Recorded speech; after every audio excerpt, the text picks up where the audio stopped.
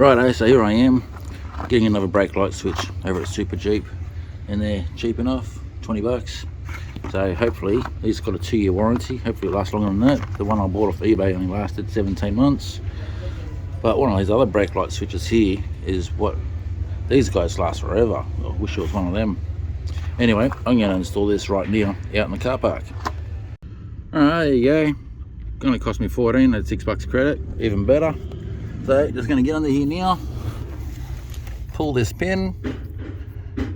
Geez, I wish I could show you, but I've got a video on doing this. I'm just making this right now to show you that the repair only lasted a couple of weeks. But anyway, I can pull this out by hand.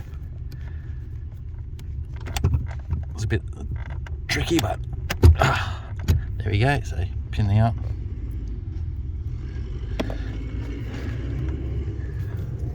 Pull that pedal across there a little bit. I better unclip this power connection first. Just going to use both hands.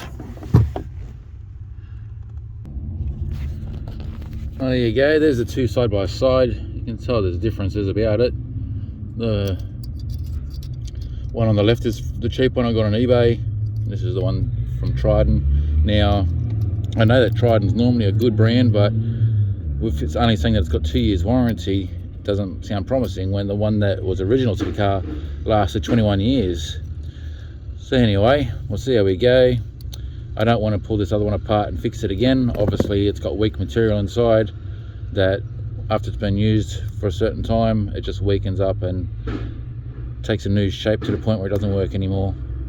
Bit of a shame. Very simple design, but yeah, the repair didn't last long.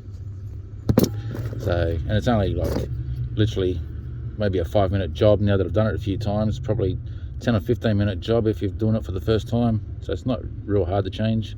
I'll just put this one in now. Righto, so that's in.